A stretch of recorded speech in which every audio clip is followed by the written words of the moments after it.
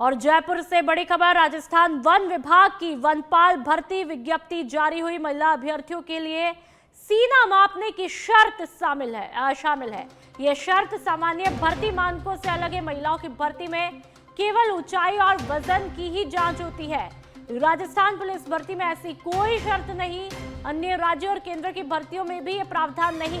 विज्ञप्ति में शामिल शर्त पर आपत्ति दर्ज कराई। पूर्व में यूपी कांस्टेबल भर्ती 2013-14 में भी ऐसा नियम था। तब व्यापक विरोध के बाद निर्णय वापस लिया गया। तब अधिकारियों ने सार्वजनिक रूप से खेद प्रकट किया। 2014 के बाद यह शर्त पूरी तरह हटा दी गई। अब राजस्थान में फिर शामिल होना सवालों के घेरे में। विज्ञप्ति संशोधन की मांग तेज हुई। बोर्ड और वन विभाग से स्पष्टीकरण का इंतजार। तो इस वक्त की बड़ी खबर, महत्वपूर्ण खबर आपको बता रहे हैं और कहीं ना कहीं ये शर्मनाक भी है कि आप, अच्छी बात है, परीक्षा ऑर्गेनाइज करा रहे हैं, सख्ती करवा रहे हैं, लेकिन ये सख्ती की कैसी शर्त है? एक महिला अभ्यर्थी का सीना नापने की शर्त। और ज्यादा जानकारी के लिए संवाददाता कुणाल भटनागर हमारे साथ में फोन लाइन पर जुड़ चुके हैं। कुणाल, ठीक है कि अच्छी बात है कि राजस्थान में जो सरकार प्रशासन है अलर्ट होती है, भर्तियों को लेकर के सख्ती भी देखने को मिलती है, लेकिन सख्ती की एक ऐसी शर्त है कि आप महिला अभ्यर्थी का सीना नापने चलेंगे, ये कैसी सख्ती? देखिए, आपको बता दें कि आज ही राजस्थान कर्मचारी चयन बोर्ड के द्वारा ये भर्ती का जो विज्ञापन है वो जारी किया गया था और महिला अभ्यर्थी के लिए जिस तरह की शर्त इसमें रखी गई है उसको लेकर काफी विवाद हो गया है।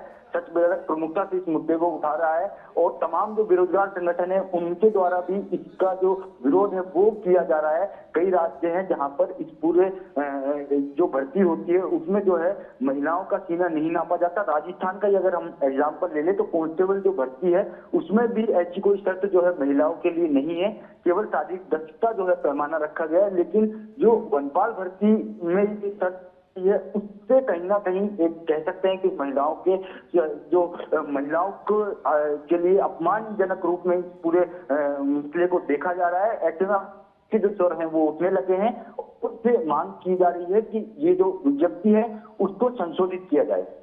बिल्कुल, ये मांग की जा रही है। देखिए कुणाल, जैसा हम देश में रहते हैं वहां पर जिस संस्कृति की बात हम करते हैं वहां पर नारी की पूजा की बातें की जाती है, और यदि यहाँ पर इस तरह से नियम यहाँ पर जो कि एक नारी के अपमान का वजह बने तो वाकई में बहुत शर्मनाक होता है, क्योंकि नारी कई बेड़ियों को तोड़ करके हर अग्नि परीक्षा पार भी करती है। लेकिन जब परीक्षा देने के लिए इस तरह की अग्नि परीक्षा देनी पड़े तो वाकई में शर्मनाक हो जाता है।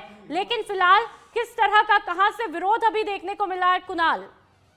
तमाम जो बेरोजगार संगठन है उन्होंने विरोध शुरू कर दिया है। राजस्थान बेरोजगार यूनियन है उनके द्वारा इसको लेकर जो है संशोधित विज्ञप्ति की मांग की गई है। अगर हम तकनीकी रूप से भी इस पूरे मामले को देखें तो अगस्त 2023 में एक मामले में सुनवाई हुई थी जिसमें कुछ महिला अभ्यर्थी कर दिया गया केवल इसलिए कि उनकी जो है सीने की जो माप लिया गया था वो कम पाया गया था। जब ये पूरा मामला वो कोर्ट में लेकर गई, हाई कोर्ट में लेकर गई, तो उस समय जस्टिस दिनेश मेहता ने इस पर कड़ी टिप्पणी और इसको जो है अपमानजनक माना था और उन महिलाओं को लेकर जो है उन राहत दी थी। ऐसे में अब जो है वापस वनपाल भर्ती में इस तरह की शर्त रखना कहीं ना कहीं अपने आप में कई सवाल खड़े कर रहा है और राजस्थान बेरोजगार यूनियन सहित जो तमाम बेरोजगार विरोध में खुलकर मैदान में आ गए और उन्होंने कड़ी आपत्ति इस पर जाहिर करते हुए कहा है कि या तो बोर्ड इसको संशोधित विज्ञप्ति जारी करे। कुणाल, हमारे साथ में बेरोजगार संघ के नेता हनुमान किसान भी फोन लाइन पर जुड़ चुके हैं।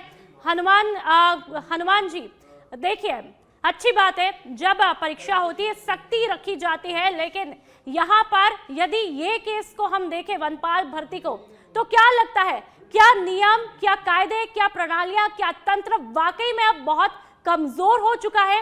क्या अब महिला का सीना नापने के अलावा कोई ऑप्शन नहीं बचता है क्या सख्ती का? या तो आप लोगों की जो प्रक्रिया है वो कमजोर हो चुकी है?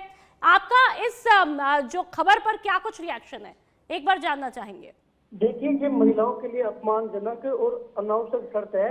इससे पहले भी कई प्रकार के विवाद सामने आ चुके हैं। अभी अगर मैं हाल ही में बात करूं तो राजस्थान पुलिस कांस्टेबल की 10,000 पदों पर भर्ती हुई है जिसमें भी इस प्रकार का कोई मापदंड नहीं था। इससे पहले भी एसआई भर्ती हुई है और अब थोड़े दिनों बाद में एसआई भर्ती राजस्थान में होने वाली है। उसमें भी महिलाओं के लिए शारीरिक जो मानक परीक्षण है उसमें टेस्ट मापने की कोई शर्त रखी गई नहीं है। और लेकिन जो वनपाल भर्ती है, वनपाल के जो कार्य है वो अलग है, उसके बावजूद भी इस प्रकार की शर्त रखना अपमानजनक और अनावश्यक है।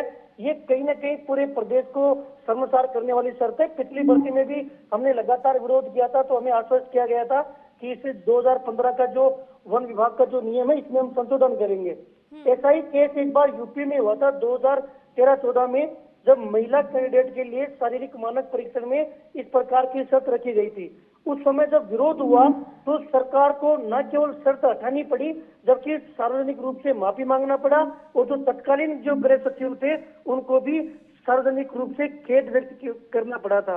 मैं माननीय मुख्यमंत्री जी और सरकार से निवेदन करूंगा कि इस प्रकार का जो नियम है वो जिस प्रकार सुनने में बेहद पीड़ादायक है। हनुमान जी, आपको रोकना चाहेंगे। आनंद शर्मा जो कि एडवोकेट है वो हमारे साथ में जुड़ चुके हैं। आपका बहुत बहुत स्वागत है सच बेधड़क पर। आनंद जी, पूरा केस शायद आपको पता चल गया होगा। वनपाल भर्ती परीक्षा में नियमों को लेकर के जिस तरह से यहाँ पे शर्त रखी गई है कि जो भी महिला अभ्यर्थी होगी उसका सीना नापा जाएगा। इसमें यदि हम कानून के नजरिए से देखें तो ये किस तरह से, मतलब बहुत ही, वैसे तो एक आम नागरिक की नजर में बहुत ही ज्यादा शर्मनाक है। आप ज्यादा बेहतर तरीके से बताएंगे इस मामले में कानून क्या कुछ कहता है। नमस्कार, मेरी आवाज आ रही है? जी जी बिल्कुल। मैडम, ये बहुत ही शर्मनाक है। जिस व्यक्ति ने भी इस नियम का उल्लेखन नोटिफिकेशन में किया है उस व्यक्ति के खिलाफ सख्त से सख्त कार्रवाई की जानी चाहिए। शारीरिक मापदंड नापने के बहुत सारे मेथड्स हैं। सुप्रीम कोर्ट, हाई कोर्ट बहुत सारे जो ऐसे केसेस में कह चुका है कि महिलाओं का अगर आपको शारीरिक मापदंड या उनकी एफिशिएंसी नापनी है तो बहुत सारे मापदंड हैं। ये जो लिखना भी कि छाती नापी जाएगी, ये बहुत ही शर्मनाक है और बोलने लायक भी चीज नहीं है। बिल्कुल। और ये जो बोर्ड के द्वारा ऐसा नोटिफिकेशन जारी किया गया है जिसमें ये चीज लिखी गई है, ये मतलब सोचने से भी हमको डर लगता है कि ऐसे भी लोग हो सकते हैं जो लिख रहे हैं इस बात को। एक महिला क्या क्या झेल के, कितनी संघर्ष करके नौकरी तक पहुंचती है और उसको इस तरह का अपमान एक भर्ती में झेलना अगर पड़ रहा है तो ये उसको शर्मसार करता है। इस प्रकार से आप जो एक महिला को आगे बढ़ाने का जो कार्य है, जो सरकार का प्राइमरी उद्देश्यों में से एक है, उससे सरकार इतर होती है। और जो सरकार की एजेंसियां हैं जो एक्सपर्ट हैं भर्ती के लिए, वही अगर ऐसे करके उनके द्वारा किया जा रहा है तो ये बिल्कुल, एक तो शर्मसार तो है ही, न्याय की दृष्टि से भी बिल्कुल इतर है, बिल्कुल ये गलत है, न्यायोचित ये चीज नहीं है।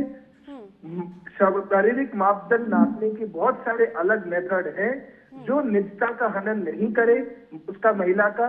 ऐसे बहुत सारे मापदंड सुप्रीम कोर्ट ने अपनी कई सारी गाइडलाइंस में सेट कर रखे हैं। आप उनकी दौड़ कराइए, उनकी कूद कराइए, जो भी शारीरिक मापदंड उनके नाप सकते हैं, पर इस तरह की हरकत करना ये तो बहुत ही ज्यादा निंदनीय चीज है।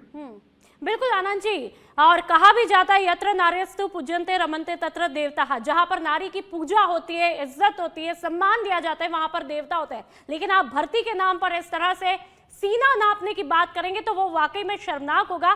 लेकिन कानून की नजर से, क्योंकि आप बेहतर तरीके से बता पाएंगे, यदि वाकई में विरोध हालांकि अब शुरू हो चुका है, लेकिन उसके बावजूद यदि ऐसा नहीं होता है तो कानून में क्या कुछ प्रावधान देखने को मिल सकते हैं, क्या कुछ सोल्यूशन हो सकता है?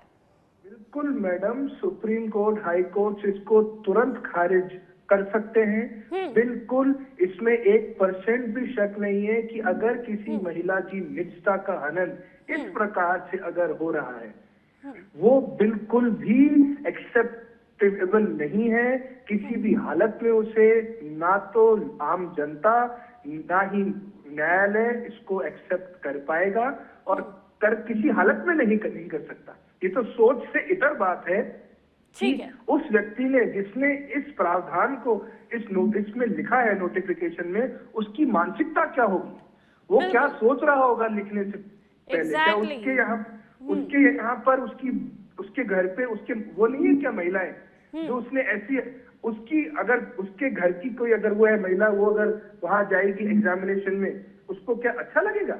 ये सोच से बिल्कुल इतर बात है। बिल्कुल आनंद जी, आपने एक बतौर एडवोकेट के तौर पर तो आपने बहुत डेप्थ में बताया ही है, लेकिन शायद एक आम नागरिक होने के नाते भी आपने बहुत अच्छे तरीके से इसको एक्सप्लेन किया है। एक न्याय की उम्मीद यहाँ पर जगती है और वाकई में ये बहुत ही शर्मनाक है।